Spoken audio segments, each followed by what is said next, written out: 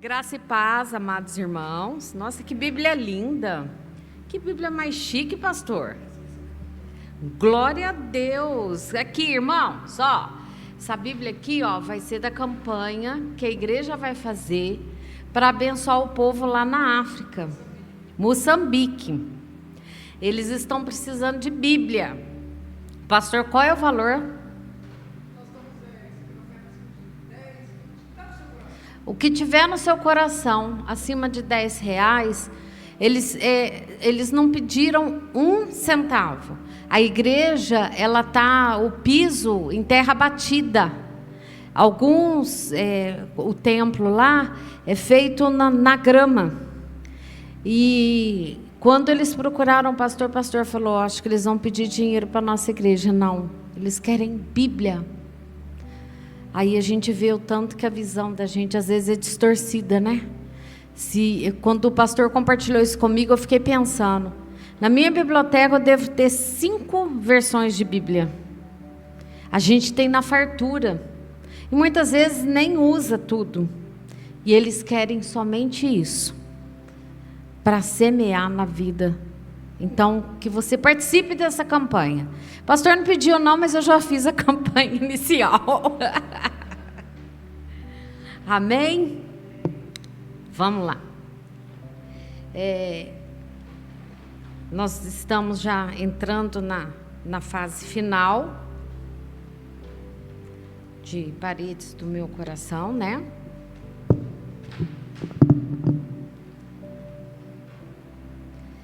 Hoje, nós vamos estudar algo muito interessante. Deus é tremendo, Deus é maravilhoso, né, irmãos? Porque o título da lição de hoje é Derrotando o Inimigo.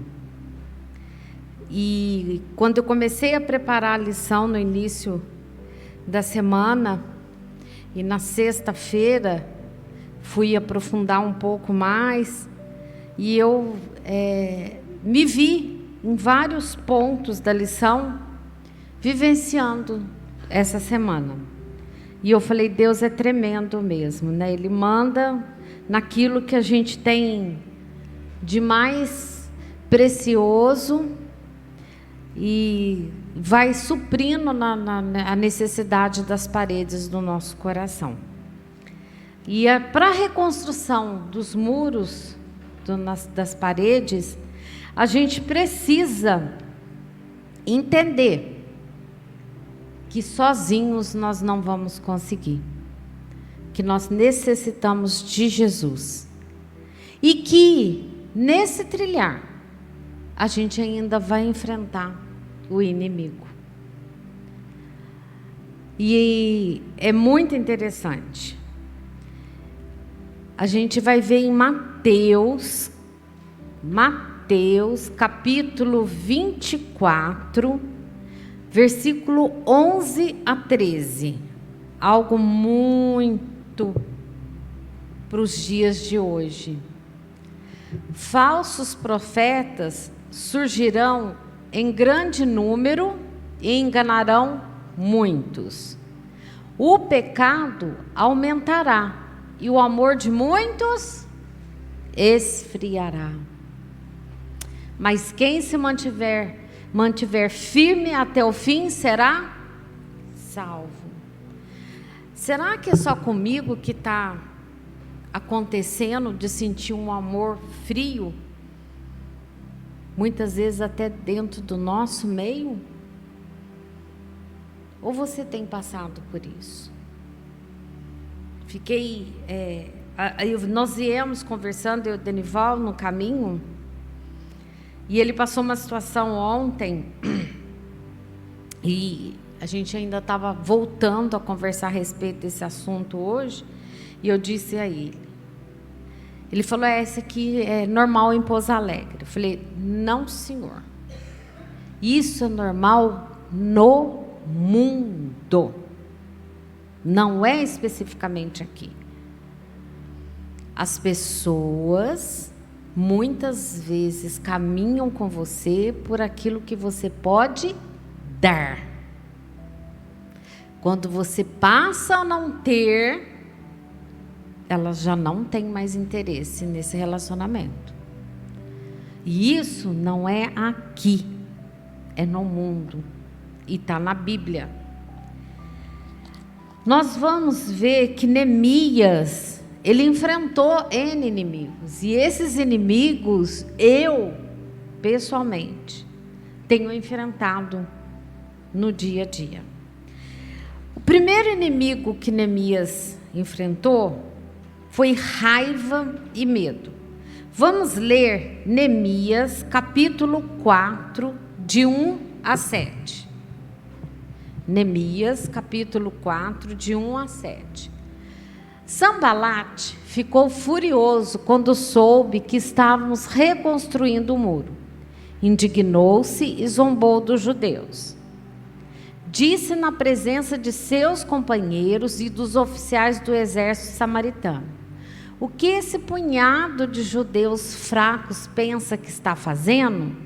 Imaginem que serão capazes de construir o muro em um dia só porque ofereceram alguns sacrifícios? Pensam que podem fazer algo com as pedras queimadas que tiraram de um monte de entulho? Tobias, o amonita, estava a seu lado e comentou: basta uma raposa subir lá e esse muro de pedra desabar. Então orei: ouve-nos, nosso Deus, pois estamos sendo ridicularizados. Que essa zombaria caia sobre a cabeça deles e que eles próprios se tornem prisioneiros numa terra estrangeira. Não ignore sua culpa, não apague seus pecados, pois provocaram tua ira aqui diante dos construtores. Por fim, o muro foi reconstruído até metade de sua altura ao redor de toda a cidade, pois o povo trabalhou com entusiasmo. No entanto, quando Sanbalate, Tobias, os árabes, os amonitas e os asdoditas souberam que a obra avançava e que as brechas no muro de Jerusalém estavam sendo fechadas, encheram-se de ira. Agora eu vou brincar e eu vou consultar aqui os universitários.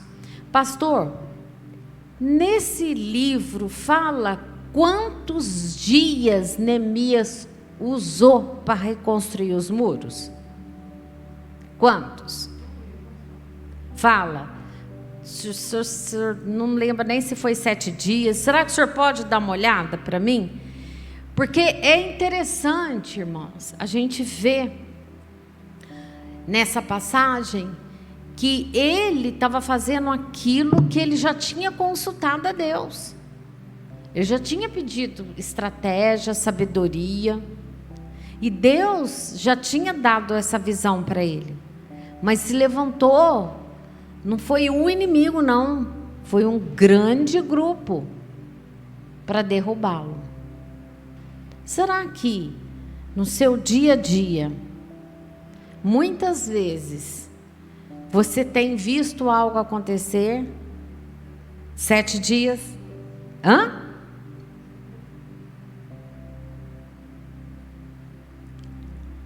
Está vendo? Isso que é bom ter universitário ajudando. Neemias 6,15. Hã? Neemias 6,15. Vamos dar uma olhada? A resposta está em Neemias 6,15. Por fim, no dia 2 de outubro, 52 dias depois de começarmos o trabalho, o muro ficou pronto. Por que eu quis saber dias? Porque muitas vezes a gente começa algo e a gente acha que tem que ser na base do micro-ondas. Tum, plá, tum, pronto. Eu, pelo menos, tudo que eu faço no micro-ondas não passa de... O máximo que eu uso é 20 minutos, para exagerar. E muitas vezes a gente não quer passar naquele processo que Deus às vezes molda. A gente canta, né? Quero ser um vaso nas tuas mãos, seja o meu oleiro. Mas na hora que Deus começa a te amassar, você fala, não, já está bom, ó, micro-ondas, apertei, já está, acabou. E não. O tempo de Deus não é o nosso tempo. E a própria palavra fala que um dia para o Senhor vale como 1000 anos. Então, se você está nesse processo, lembre que Neemias passou por isso. E ele teve inimigos que se levantaram, zombaram. Às vezes você está num processo, fazendo algo. Eu vou dar como exemplo uma pessoa que eu admiro muito aqui na igreja, a Carlinha. A Carlinha está mexendo com venda de imóveis, não é isso, Carlinha? Aliás, se você tiver algum imóvel para vender, pode procurar a Carlinha, viu? A comissão é minha. A Carlinha está mexendo com venda de imóveis. A primeira pessoa que liga para ela e fala, eu quero ver esse terreno aqui que você está vendendo. Ela não chega lá, olha o terreno, é meu. Não. Nesse terreno, a Carlinha às vezes vai com 10, 15, 20 pessoas. Até que Deus prepara uma pessoa e fala, é essa, e ela compra. É um processo. Às vezes ela pega um terreno e vende em 2, 3 dias, e às vezes ela pega um terreno e demora 1 ano, 2 anos. Processo. E ela vive esse processo. Agora, o fato dela fazer isso pode gerar pessoas dizendo, Ela está mexendo com o mercado imobiliário, tadinha, está na crise, não vai vender nada. Ih, coitada. Mas ela sabe o Deus que ela serve. E ela sabe que esse Deus vai levantar uma pessoa e essa pessoa vai comprar aquilo lá. Porque a palavra de Deus diz, agindo eu, quem impedirá? Ainda ontem eu usei uma expressão que, quando a gente está dentro de um vendaval, a gente só enxerga o centro do vendaval. Você não consegue enxergar o todo. E a palavra de Deus diz que cabe a gente não tentar entender, mas crer que Deus está nesse processo. Lá na frente, você vai olhar para trás e falar, tá bom, Senhor, agora eu entendi. E Neemias passou isso daí quando ele começou a derrotar os inimigos. Quando eles começaram a gozar dele, a dizer que ele não ia dar conta, ele não desistiu. Ele persistiu. Às vezes você está num processo de quebrantamento, de arrependimento. E aí, tem gente que chega e faz como eu ainda falei ontem, dos amigos de Jó, né? Escuta, larga a mão. Vai funcionar não. Ih, esquece. Sabe o que eu escutei essa semana? De uma pessoa que conhece o Evangelho, que já se converteu, já foi batizada, só está afastada. Ela disse assim para mim, você está orando, mas nada está acontecendo. Não funciona orar. Você tem que fazer alguma coisa. Porque você tem que agir. E eu disse, não. Cabe a mim orar. A solução é do Senhor. Ele que vai me dar visão, Ele que vai me dar estratégia. Mas eu confesso que na hora que ela falou isso, eu fiquei olhando, eu falei, Jesus amado. Olha o inimigo usando a boca de uma pessoa que eu gosto. Está queimada em nome de Jesus. Lá em Provérbios 29 e 25, diz o seguinte, quem teme ao homem, arma ciladas, mas o que confia no Senhor está seguro. A confiança minha está no Senhor. ela não está no homem. E eu sei que a última palavra é do Senhor. É Ele que vai definir toda a situação. E 2 Timóteo 1,7. Olha o que a gente encontra. 2 Timóteo 1,7. Pois Deus não nos deu um espírito que produz temor e covardia, mas sim que nos dá poder de amor e autocontrole. Então, quando você tiver com teu coração com espírito de covardia, saiba que você não está no centro da visão do Senhor. O inimigo está nessa parede aí, você tem que afrontar e tirar. A gente viu que Sambalá, ele zombou muito. Às vezes você passa uma situação em que as pessoas apontam o dedo e ri. Olha lá, ó. Está passando por isso, bem feito. Eu tenho dó de pessoas que apontam o dedo, porque a palavra de Deus que diz que quando a gente ora, a gente montou brasas vivas na cabeça do inimigo. E aí, Deus desce com a espada. E Ele age em nosso favor. E quando Deus coloca a mão, eu me recordo que uma vez, uma pessoa que era sócio do Denival, aprontou uma coisa muito absurda dentro do trabalho, e a gente saiu de viagem. Quando a gente voltou, estava tudo desmoronado. E um amigo dele disse assim: olha, você se prepara porque o cara está aprontando. E eu falei para o Denival, falei, vamos descansar no Senhor, vamos, né? E ele começou a ir atrás das pessoas que gostavam de fazer anestesia com o Denival e tirar essas pessoas. E eu disse, vamos descansar no Senhor. Ô, gente, não deu 60 dias, ele teve um AVC dentro do centro cirúrgico, está até hoje acamado. E eu nunca falei, é bem feito, ao contrário. Ele pediu para ver a gente esteve na casa dele, ele chorou. Não é pessoa crente, pediu perdão. A gente se prontificou, olha, o que precisar. Nós estamos aqui, a esposa dele já me procurou como advogada várias vezes. Trabalhei, não cobrei. A gente está aqui para semear. Basta a gente orar. E quem vai agir é o nosso Deus.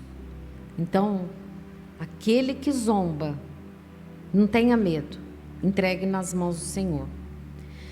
Confusão e mentiras. O inimigo, ele é o pai da mentira, certo? Então, ele gosta de colocar a gente dentro de confusões, de mentiras, para desequilibrar a gente. E quando porque eu falo muito isso. O inimigo, ele sabe o teu ponto fraco. Ele não vai atacar o teu ponto forte. Se o teu ponto fraco é filho, ele vai tocar no filho. Se o teu ponto fraco é financeiro, ele vai atacar no financeiro. Porque tem gente que é financista. Que é amontoar. Eu lembro, um dia que eu estava preparando a lição, eu ainda lembrei desse caso. Eu tive um processo de divórcio litigioso numa cidade vizinha aqui.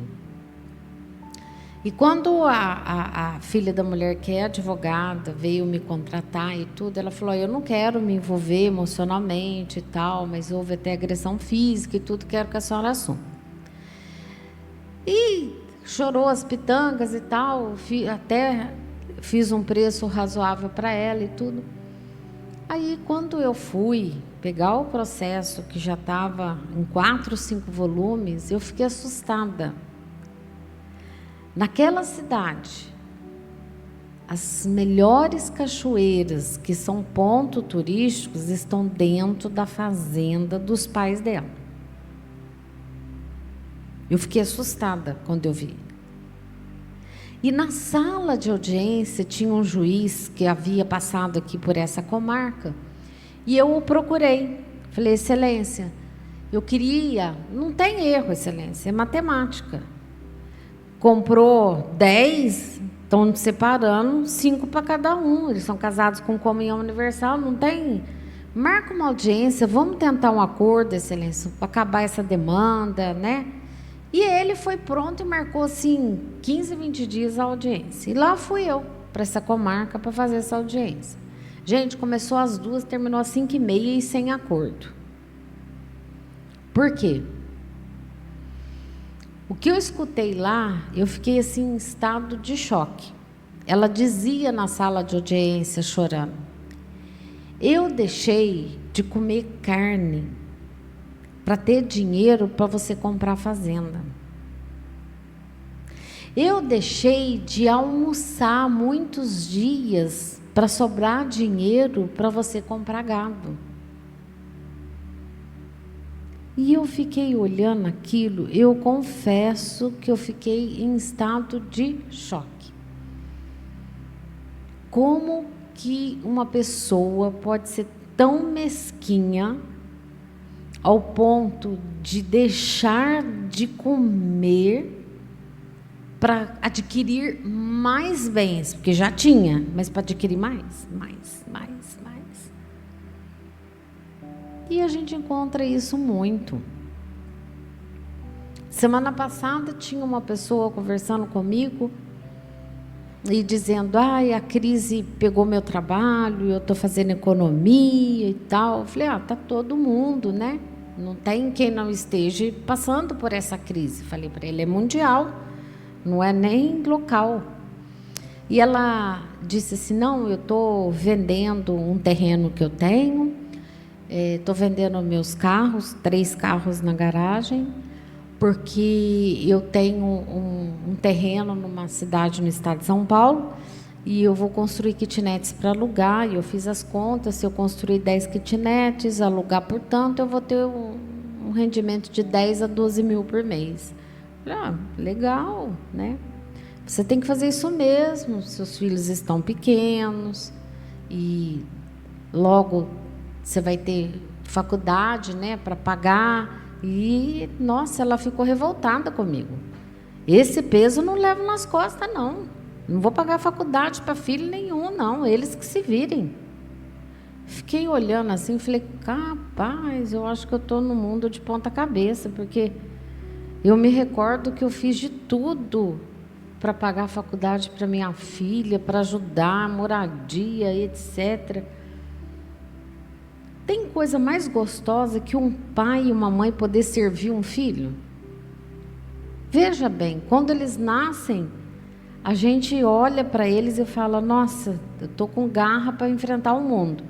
Aí na hora que eles mais precisam, você vira as costas, fala: não quero ajudar, não. Se vira. É isso que a gente aprende na Bíblia? Eu fiquei chocada, eu não consegui tecer comentários, porque ela falou numa convicção tão forte que eu falei: eu vou tentar passar um princípio aí que não vai funcionar.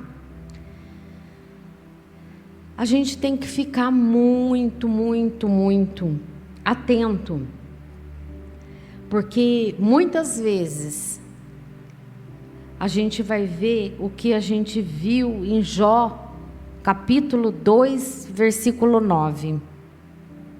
Olha o que a gente vê o amigo de Jó falando para Jó.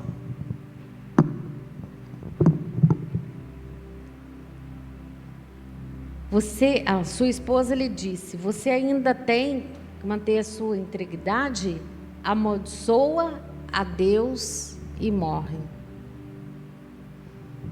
Quando essa pessoa falou essa semana para mim: você está orando,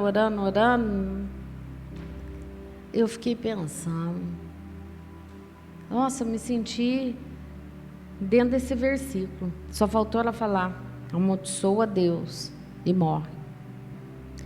E o engraçado que Deus é tão, tão tremendo, que eu procurei uma outra pessoa com base bíblica, abri meu coração e ela disse assim: olha, você deve estar achando que Deus está no silêncio, né? Mas Ele não está. Ele está trabalhando.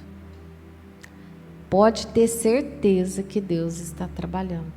Aquilo caiu como um bálsamo, porque Deus usou essa pessoa para me lembrar que o Deus que eu sirvo é aquele que é atento às mínimas necessidades. É aquele que manda o maná, é aquele que manda alegria, carinho. Ainda o pastor compartilhou que teve uma pessoa que perdeu um ente querido e essa pessoa falou: pastor, a única coisa que eu queria era um abraço. Não queria uma palavra, não queria nada, só queria um abraço. E por causa da pandemia, todo mundo chegava e fazia assim, ó. Gente, às vezes um abraço é tudo. Resolve tudo. Você não precisa abrir a boca. Abraça, fica quieto com a pessoa ali. É isso que ela está precisando. Nós temos que estar atentos, porque a parede do nosso coração, muitas vezes, o inimigo tem lançado coisas, falsos amigos, né, que venham a falar isso para você, né, como falou a mulher de Jó. Agora tem uma coisa muito interessante. Em 1 João, capítulo 2, versículo 15 a 16. Olha o que a gente encontra em 1 João, capítulo 2, versículo 15 a 16. Não amem este mundo, nem as coisas que ele oferece. Pois quando amam o mundo, o amor do Pai não está em vocês. Porque o mundo oferece apenas o desejo intenso por prazer físico, o desejo intenso por tudo que vemos e orgulho de nossas realizações e bens. Isso não provém do Pai, mas do mundo. As pessoas, elas estão voltadas aos bens materiais e a viver, né, com riquezas, com farturas, é isso que é o alvo delas. Só que elas esquecem que o que é eterno é o que está aqui com Deus e que vai selar a sua vida. E aí a gente fica olhando e todo mundo está comentando. Hoje seria sábado de carnaval, que cancela, não cancela, a gente já nem sabe como é que está essa confusão toda, trabalha normal, não trabalha normal. O que fizeram o ano passado no carnaval? O diabo arrastando Jesus, vencendo Jesus. Depois disso, o que veio, gente? Pandemia mundial. Então, nós temos que estar atentos como é que está a parede do nosso coração. Alguém vem, fala algo, para, reflita. Só que tem um detalhe. Você só vai ter discernimento se aquilo é de Deus ou não, se você estiver em comunhão com a palavra. Eu não estou falando para vocês que essa semana escutei uma pessoa que tem Bíblia, que inclusive a Bíblia fui eu que dei, mas ela está afastada da palavra e ela veio e falou algo que não é bíblico para mim. Só que na hora eu falei: opa, olha aí o amigo de Jó falando comigo. Por quê? Porque eu estou linkada na palavra e com isso o Espírito Santo vem e dá o discernimento. Então você tem que analisar se você está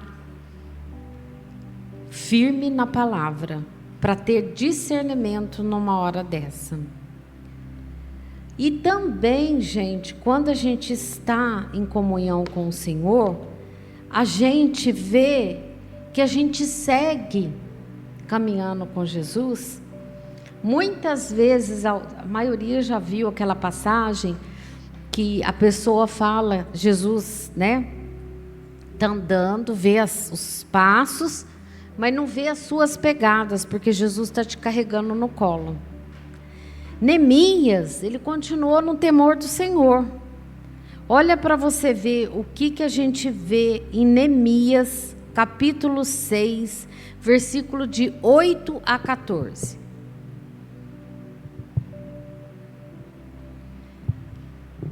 Eu lhe respondi: nada do que você diz é verdade, é tudo invenção sua. Estavam apenas tentando nos intimidar e imaginavam que iríamos interromper a obra. Assim, continuei o trabalho com determinação ainda maior. Algum tempo depois, fui visitar Semaías, filho de Delaías e neto de Meetabel, que não podia sair de sua casa. Ele disse: vamos nos encontrar no templo de Deus e trancar as portas. Esta noite, seus inimigos virão matá-lo. Eu, porém, respondi: alguém de minha posição deve fugir do perigo? Alguém como eu deve entrar no templo para salvar a vida? Não farei isso. Percebi que Deus não tinha falado com Semaías, mas que ele havia sido contratado por Sambalate e Tobias para anunciar essa profecia contra mim, falsa profecia. Eles esperavam me intimidar e me fazer pecar. Assim poderiam me difamar e me desacreditar. Lembra-te, ó meu Deus, de todo o mal feito por Tobias e Sambalate.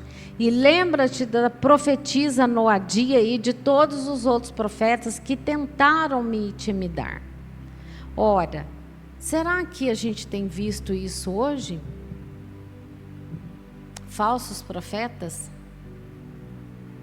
Às vezes, eu já falei isso e vou repetir, tem gente que vai na igreja só para poder conversar com o irmão ou a irmã Batata. Você sabe quem que é a irmã Batata, né?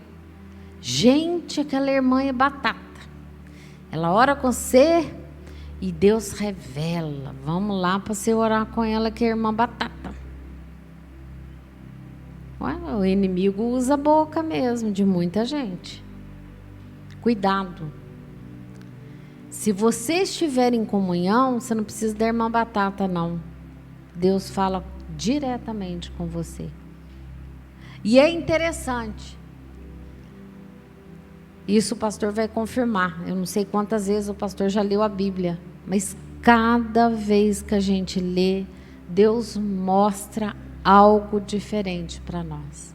Naquela mesma passagem, Deus mostra algo diferente. Por quê? Porque você está em comunhão com o Espírito Santo. Então eu falo para você, procure o Deus batata. Ele não erra. Leia a palavra e Deus vai falar ao teu coração de uma forma tremenda. Neemias continuou o trabalho. Muitas vezes você está dentro de um ministério, a coisa tem que fluir e de repente alguém vem falar algo, teu coração tranca. Você fala: não, estou fora, pastor. Arruma outro, estou indo embora. Aqui não dá para mim. Ele vai chegar lá no outro local, ele vai ter o mesmo problema. Porque na hora que o inimigo colocar o dedo, ele fala: não, aqui não é para mim, estou indo para outro lugar.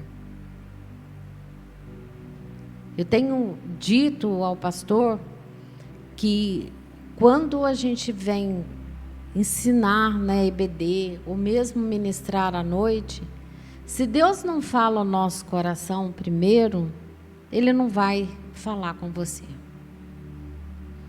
Se eu vier aqui com estudo técnico, você vai ouvir, vai achar muito bonito, usei todas as regras. Mas se não tiver o Espírito Santo, nada valerá. Você vai sair da mesma forma que você entrou. E Deus nos traz para a casa dele para que a gente possa ser confrontado, ser mudado, ser moído e sairmos daqui renovados no Senhor. Pisando nas nuvens, dizendo: Senhor, eu glorifico e louvo, porque eu caminho com o Senhor. Então, é muito importante você saber que a tua parede de coração tem que estar blindada com a palavra do Senhor. Porque aí, quando o inimigo chegar e apontar o dedo para você, você vai ter discernimento de saber: arreda de mim, Satanás. Isso não é de Deus. É muito importante você guerrear no momento certo, na hora certa. A gente vê que em 2 Timóteo, capítulo 2, versículo 3 e 4, olha o que a gente encontra nessa passagem. Suporte comigo o sofrimento como bom soldado de Cristo Jesus. Nenhum soldado se deixa envolver em assuntos da vida civil, pois se o fizesse não poderia agradar o oficial que o alistou. Não se envolva com aquilo que o mundo quer que você se envolva, mas envolva-se com a armadura de Cristo, para que você, quando estiver envolvido no mundo, saiba o que você tem que fazer. Em 2 Coríntios, capítulo 10, versículo 3 a 5, olha o que a gente encontra. Como é se a gente enxergasse o mundo espiritual. Embora, 10, 3 a 5, embora sejamos humanos, não lutamos conforme os padrões humanos. Usamos as armas poderosas de Deus e não as armas do mundo, para derrubar as fortalezas do raciocínio humano e acabar com os falsos argumentos. Destruímos todas as opiniões arrogantes que impedem as pessoas de conhecer a Deus. Levamos cativo todo pensamento rebelde e o ensinamos a obedecer a quem? A Cristo. Como que está no mundo espiritual a parede do seu coração? Você está sentindo como que é a tua guerra, se ela é carnal ou é espiritual?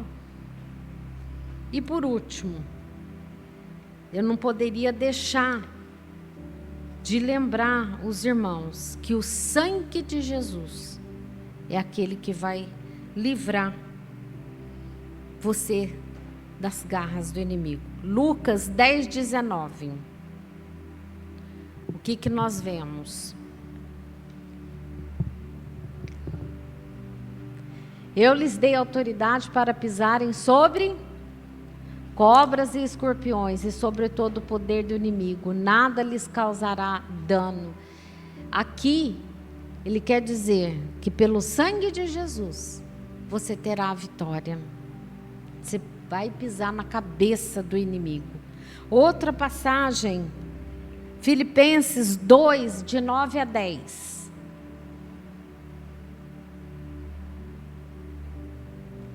Por isso Deus o elevou ao lugar de mais alta honra e lhe deu o nome que está acima de todos os nomes, para que ao nome de Jesus todo joelho se dobre nos céus, na terra e debaixo da terra.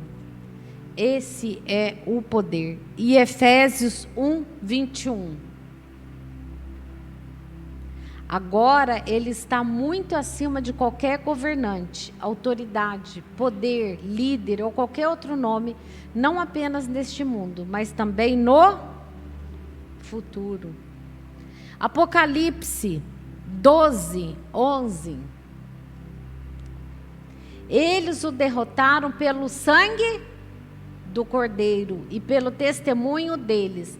Não amaram a própria vida, nem mesmo diante da morte.